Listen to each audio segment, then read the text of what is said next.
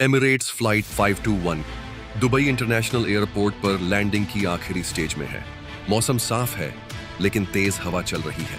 Runway साफ दिखाई दे रहा है, लेकिन कुछ तो गड़बड़ है। बोइंग 777 बहुत ऊंचाई से और तेज स्पीड में नीचे आ रहा है। जहाज लैंडिंग जोन को पार करता जा रहा है। ऊंचाई अब बहुत कम है। जहाज जमीन के बेहद करीब है, पर रनवे खत्म होते जा रहा है। न तो अब सुरक्षित लैंडिंग मुमकिन है, न ही आसानी से ऊपर उठना। जहाज बीच में फंस चुका है, एक खतरनाक स्थिति में। गो अराउंड, कप्तान चिल्लाते हैं। पायलट्स गो अराउंड शुरू करते हैं। जहाज ऊपर उठना शुरू करता है, लेकिन तभी अचानक वह दोबारा नीचे गिरने लगता है, सीधा रनवे की तरफ। कैसे एक रूटीन लैंडिंग एमिरेट्स के इतिहास की सबसे खतरनाक लैंडिंग में बदल गई। और उस वक्त अंदर बैठे 300 यात्रियों और क्रू के साथ आखिर क्या हुआ? यह कहानी है एमिरेट्स फ्लाइट 521 की। केरला, 3 अगस्त 2016 सुबह के 10:34 पर भारतीय समयानुसार एमिरेट्स फ्लाइट 521 ने त्रिवेंद्रम इंटरनेशनल एयरपोर्ट से उड़ान भरी। एमिरेट्स फ्लाइट 521 केरल के त्रिवेंद्रम शहर से दुबई के लिए रवाना होने वाली एक नियमित उड़ान थी। त्रिवेंद्रम भारत के दक्षिणी सिरे पर बसा एक शांत सा शहर।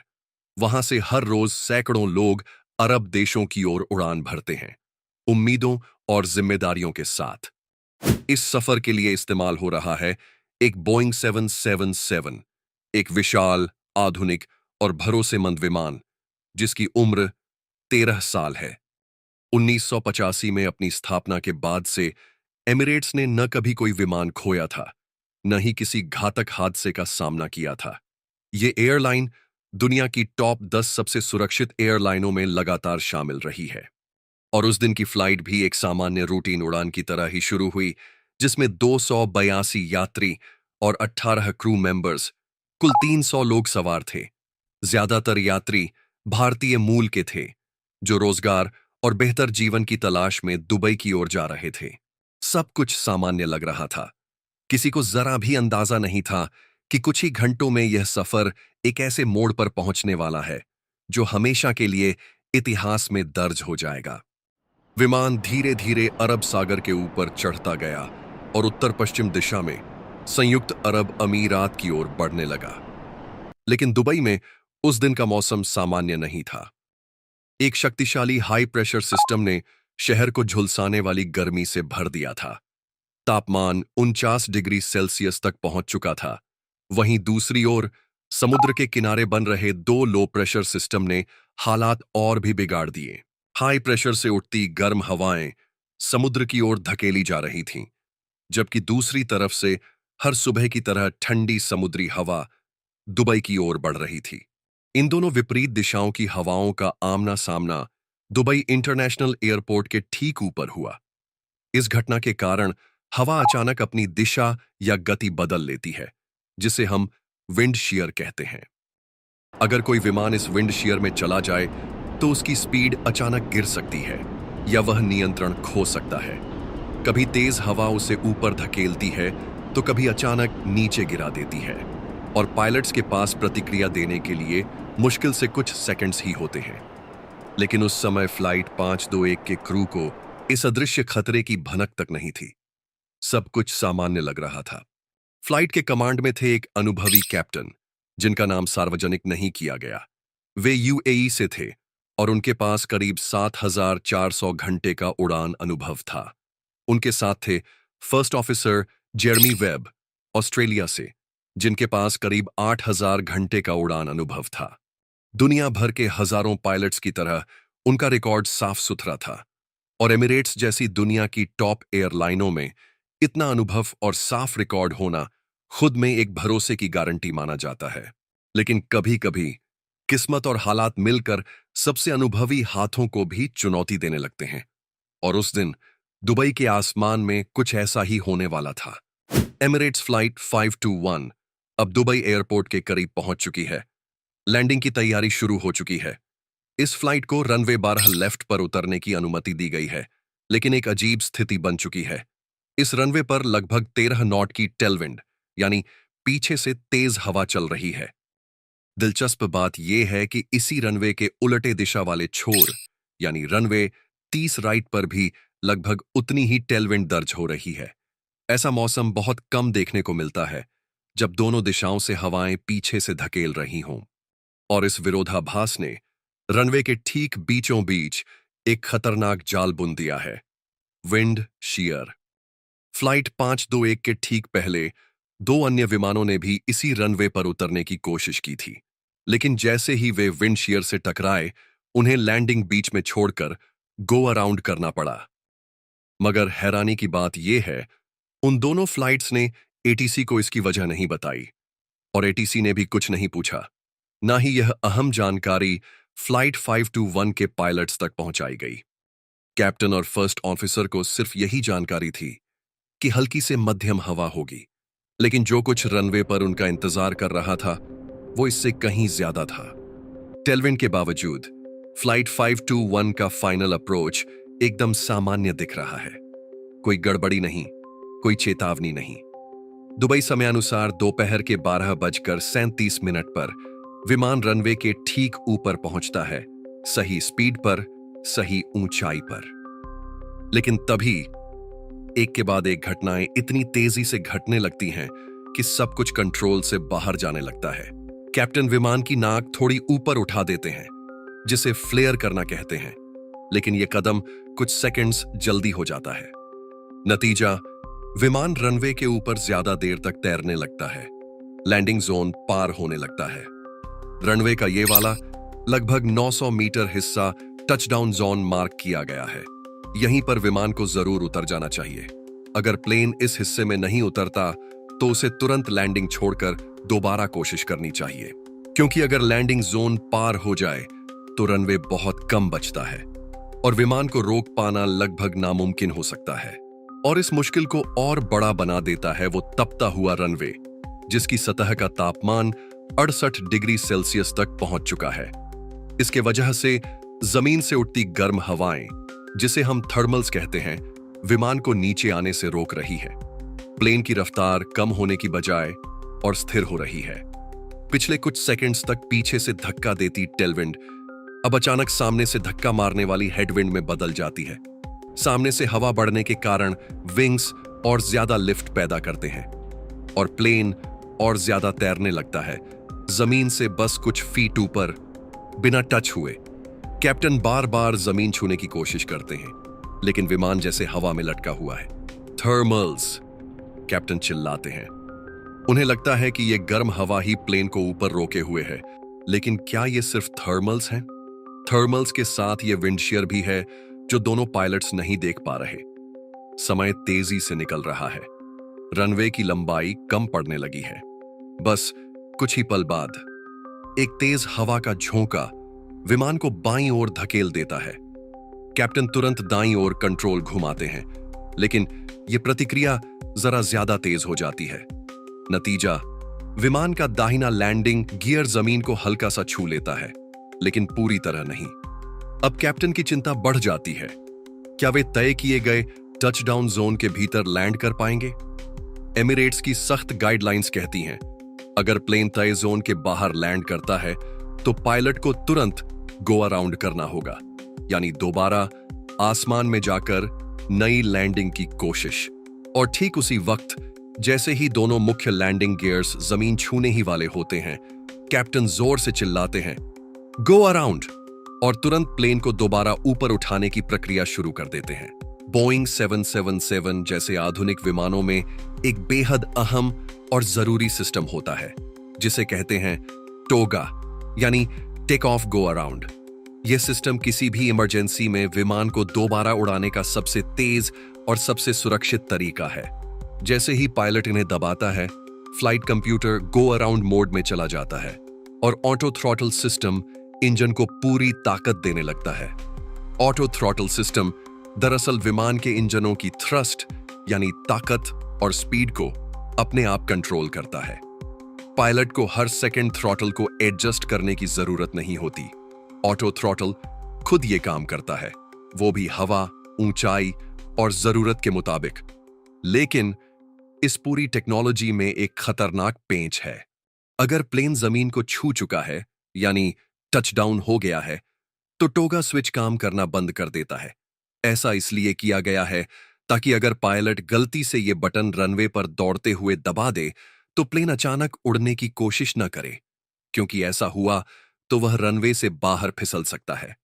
इसलिए प्लेन के पहियों पर वजन आते ही टोगा स्विच काम करना बंद कर देता है। ऑटो थ्रॉटल अब भी एक्टिव रहता है। अब फ्लाइट 521 के कैप्टन ने गो अराउंड का फैसला तो ले लिया था, लेकिन असली मुश्किल अभी शुरू हुई थी। विमान जमीन को हल्का सा छू चुका था, लेकिन कैप्टन को इस बात का अंदाजा नहीं था। उन्हें लगा प्लेन अब भी हवा में है। कैप्टन ने तुरंत टोगा स्विच दबाया, लेकिन उन्हें यह नहीं पता था कि अब वो बटन निष्क्रिय हो चुका है।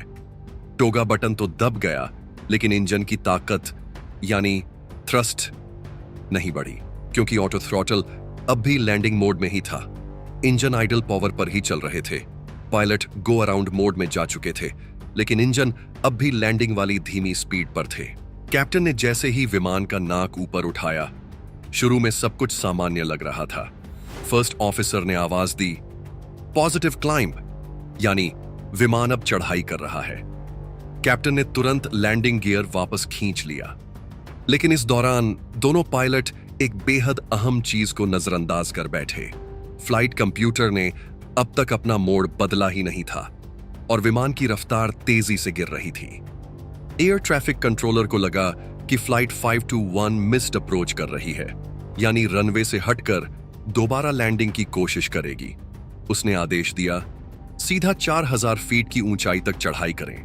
फर्स्ट ऑफिसर ने कॉपी कहकर जवाब भी दे दिया, लेकिन अब विमान की चढ़ाई की रफ्तार घटने लगी और स्पीड और भी कम होती चली गई। इंजन में इतनी ताकत ही नहीं थी कि वो प्लेन को ऊपर बनाए रख सके। फ्लाइट 521 सिर्फ 85 फीट की ऊंचाई तक जा पाया और फिर नीचे की ओर गिरने लगा। तभी कॉकपिट में एक चेतावनी गूंजती है, Don't sink, don't sink. Captain को अब जाकर एहसास हुआ कि शायद विमान विंड शीयर में फंस गया है। उन्होंने तुरंत मैन्युअली पूरा थ्रस्ट लगा दिया, जैसा विंड शीयर से बचने के लिए ट्रेनिंग में सिखाया जाता है।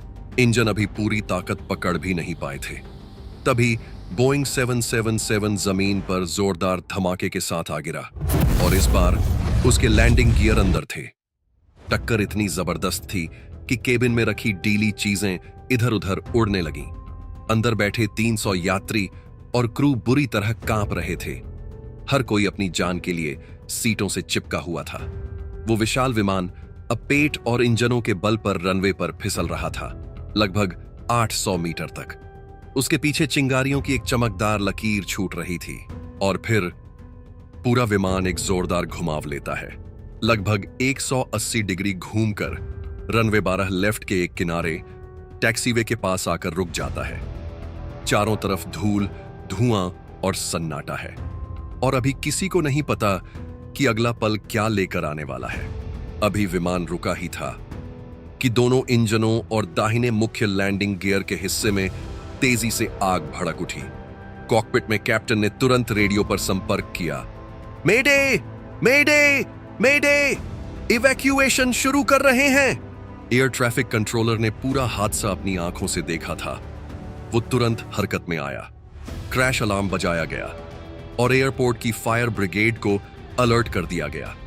कुछ ही सेकंडों में रेस शुरू हो चुकी थी, आग से लड़ने की रेस और 300 जानों को बचाने की रेस। कॉकपिट में पायलट्स जान बचाने की जद्दोजहद में थे, लेकिन उस हालत में भी उन्हें इवैक्यूएशन चेकलिस्ट ढूंढनी थी और उस तूफानी पल में जब हर तरफ चीजें इधर उधर बिखर चुकी थीं, इस छोटी सी चेकलिस्ट को खोजने में लगभग 1 मिनट लग गया। इस बीच बाहर जहाज में आग लग चुकी थी, धुआं उठ रहा था, लेकिन क्रू को आधिकारिक आदेश का इंतजार था। फ्लाइट अटेंडेंट्स ने खुद से इवैक्यूएशन शुरू नहीं किया। हैरानी की बात यह थी कि जैसे ही इवैक्यूएशन का वक्त आया, कई यात्री घबराने की बजाय सीट बेल्ट खोलकर ओवरहेड बिन्स से अपना सामान निकालने लगे। बैग, लैपटॉप, सूटकेस, मानो उनके पास वक्त की कोई कमी ही ना हो। जहां हर सेकंड जान बचाने की दौड़ थी, वहां कुछ लोग सामान बचाने की होड़ में लग गए। पूरी केबिन में अफरा तफरी मच गई। और एक पल में ये रेस जिंदगी की नहीं बल्कि सामान की बनकर रह गई। आइजल में जाम लग गया, निकलने का रास्ता रुक गया और दूसरी तरफ आग धीरे धीरे करीब आ रही थी। फ्लाइट अटेंडेंट्स ने जैसे ही दरवाजे खोलने शुरू किए, उन्हें समझ आ गया इस जहाज की ज्यादातर स्लाइड्स अब काम नहीं करेंगी। इस बोइंग 777 विमान में कुल 10 इमरजेंसी एग्जिट थे, 5 बाईं तरफ और 5 दाईं तरफ। हर एग्जिट से एक इमरजेंसी स्लाइड खुलती है जिससे यात्री तेजी से बाहर निकल सकते हैं। लेकिन उस दिन हालात सामान्य नहीं थे। तेज हवाएं और बाहर भड़कती आग ने प्लेन की सेफ्टी को खतरे में डाल दिया। जैसे ही इवैक्यूएशन शुरू हुआ, तेज हवा ने कुछ स्लाइड्स को उखाड़कर जमीन पर पटक दिया। कुछ हवा में उलझ गईं और कुछ तो खुली ही नहीं। 10 में से 7 इमरजेंसी एग्जिट अब बेकार हो चुकी थीं। अब सिर्फ पीछे के 3 दरवाजे बचे थे और उन्हीं से 282 यात्रियों को निकालना था। जैसे ही कुछ यात्री प्लेन से बाहर निकलने लगे, फायर ट्रक्स मौके पर पहुंच गए। लेकिन उन्होंने जो सबसे पहली गलती की, वो सीधे इमरजेंसी एग्जिट के सामने आकर खड़े हो गए। भागते हुए यात्रियों के लिए ये खुद एक नया खतरा बन गया। हर फायर ट्रक ने अपनी मर्जी से जहां आग दिखी, वहीं पानी डालना शुरू कर दिया। कोई प्लान नहीं, कोई तालमेल नहीं। इंजन के आसपास की आग पर तो फोकस रहा, लेकिन सबसे खतरनाक आग जो लैंडिंग गियर बे में नीचे छुपी हुई थी, उसे किसी ने गंभीरता से नहीं लिया। आग फैल रही थी, अफरा तफरी बढ़ रही थी और हर तरफ बस एक सवाल गूंज रहा था, कौन बचेगा, कौन नहीं। तेज हवा ने जब इमरजेंसी स्लाइड्स को एक एक कर हवा में उड़ा दिया, तो दमकल कर्मी तुरंत मदद के लिए दौड़ पड़े। कुछ स्लाइड्स को उन्होंने किसी तरह संभाला, जिससे कुछ यात्रियों को बाहर निकलने का रास्ता मिला। लेकिन थोड़ी ही देर में एक और स्लाइड फ्यूसलाज से चिपक गई और विमान के बाईं ओर के सभी दरवाजे बेकार हो गए। लेकिन अंदर का नजारा जैसे किसी दुस्वप्न से कम नहीं था। घबराए हुए लोग एक दूसरे को धक्का देते हुए बड़े बड़े बैग लेकर स्लाइड से कूदने की कोशिश कर रहे थे और इस भीड़ में थे 67 छोटे बच्चे। हर बच्चे को ट्रैक करना, उनकी सुरक्षा सुनिश्चित करना नामुमकिन होता जा रहा था। इसी अफरा तफरी में एक परिवार अपनी 7 साल की बेटी से बिछड़ गया। बेटी को ढूंढते हुए वे भीड़ को पीछे धकेलने लगे, जिससे निकासी और भी बाधित हो गई। फ्लाइट अटेंडेंट्स के सामने अब एक दिल तोड़ देने वाला फैसला खड़ा था। उन्होंने उस परिवार से कहा, आपको तुरंत बाहर जाना होगा, हम आपकी बेटी को ढूंढ लेंगे। किसी को नहीं पता था वो बच्ची बचेगी या नहीं, लेकिन वक्त कम था और आग करीब आती जा रही थी। लगभग 7 मिनट बीत चुके थे, जो कि किसी भी इमरजेंसी इवैक्यूएशन के लिए बहुत ज्यादा समय था। लेकिन तब आखिरी यात्री ने आखिरकार फिसल कर विमान से बाहर छलांग लगाई। पीछे की ओर तैनात सभी फ्लाइट अटेंडेंट्स करीब 25 सेकंड बाद खुद भी विमान से नीचे उतर आए, मगर अभी भी 3 लोग विमान के अंदर रह गए थे, लीड फ्लाइट अटेंडेंट और दोनों पायलट। वजह, एक 7 साल की बच्ची जो अपनी फैमिली से बिछड़ चुकी थी, अब कहीं भी दिखाई नहीं दे रही थी। उन तीनों ने जान की परवाह किए बिना सांस लेने वाले प्रोटेक्टिव उपकरण पहने और एक बार फिर घने धुएं से भरे केबिन में घुसने की कोशिश की। मगर आग की तपिश अब इतनी भयानक हो चुकी थी कि वो अंदर जाते ही पीछे हटने पर मजबूर हो गए। उन्हें नहीं पता था कि जिस बच्ची को वे बचाने की कोशिश कर रहे हैं, वह पहले ही किसी और दरवाजे से बाहर निकल चुकी थी और रनवे पर अपने माता पिता से फिर से मिल चुकी थी। लेकिन वो तीनों अब भी अंदर थे, अंधेरे, धुएं और आग के बीच। एक विशाल आग का गोला तेजी से केबिन को चीरता हुआ ऊपर उठा और विमान के दाहिने विंग का करीब 15 मीटर लंबा हिस्सा हवा में उछल गया। जलते हुए धुएं और लपटों के बीच वो भारी मेटल शीट घूमती हुई नीचे गिरने लगी। नीचे, जहां कुछ यात्री और फायर फाइटर्स अब भी अपनी जान बचाने की कोशिश में दौड़ रहे थे, लेकिन हर कोई भाग नहीं पाया। वो मेटल का टुकड़ा सीधे एक फायर फाइटर पर गिरा और उसे वहीं तुरंत मौत के घाट उतार दिया। उस वक्त लीड फ्लाइट अटेंडेंट और दोनों पायलट्स अब भी विमान के अंदर मौजूद थे। विस्फोट की ताकत ने उन्हें जमीन पर पटक दिया। हिम्मत जुटाकर उन्होंने खुद को जमीन से उठाया और अब यह तय था, केबिन में किसी को ढूंढने की कोई और कोशिश नामुमकिन थी। आखिरकार उन्होंने एग्जिट डोर से छलांग लगाई। इस हादसे में 4 फ्लाइट अटेंडेंट्स गंभीर रूप से घायल हुए और 21 यात्रियों को मामूली चोटें आईं, जबकि अधिकतर यात्री सुरक्षित बच गए। लेकिन फायर ब्रिगेड को भारी नुकसान हुआ। एक फायर फाइटर विस्फोट में मारा गया और 8 अन्य गंभीर रूप से घायल हुए। लेकिन सबसे बड़ा सवाल यह है, आखिर यह हादसा हुआ कैसे? जब क्रू से पूछताछ की गई और फ्लाइट डेटा की गहराई से जांच हुई, तो एक एक कर वो वजह सामने आने लगी जो इस भीषण हादसे का कारण बनी। पहली वजह थी मौसम। अगर पायलट्स को उस वक्त ये पता चल जाता कि रनवे पर टचडाउन में विफलता की असली वजह विंड शीयर है, तो शायद वो सामान्य गो अराउंड की बजाय विंड शीयर एस्केप मैन्यूवर अपनाते।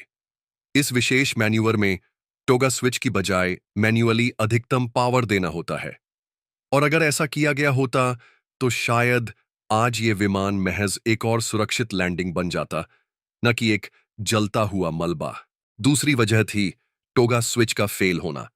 जैसे ही लैंडिंग गियर जमीन को छूता है, टोगा बटन काम करना बंद कर देता है। यह डिजाइन के तहत होता है ताकि रनवे पर गलती से भी इंजन जोर न पकड़ ले। मगर जांच में सामने आया कि पायलट्स को इस तकनीकी नियम की पूरी जानकारी नहीं थी। हालांकि फ्लाइट ऑन ऑपरेशन मैनुअल में इसका जिक्र था, लेकिन बोइंग 777 के ट्रेनिंग प्रोग्राम में इस गंभीर जानकारी को पूरी तरह नजरअंदाज कर दिया गया था। तीसरी और सबसे खतरनाक चूक थी थ्रस्ट न बढ़ने पर ध्यान न देना। स्टैंडर्ड प्रोसीजर के मुताबिक यह फर्स्ट ऑफिसर की जिम्मेदारी होती है यह सुनिश्चित करना कि गो अराउंड के दौरान इंजन पावर बढ़ रही है या नहीं। मगर आधुनिक ऑटोमेशन पर भरोसा इतना बढ़ चुका है कि कई बार पायलट उसे बिना चेक किए मान लेते हैं कि सब ठीक है। कई पायलट्स का पूरा करियर इसी भरोसे में निकल जाता है। मगर एमिरेट्स फ्लाइट 521 की किस्मत उतनी मेहरबान नहीं थी।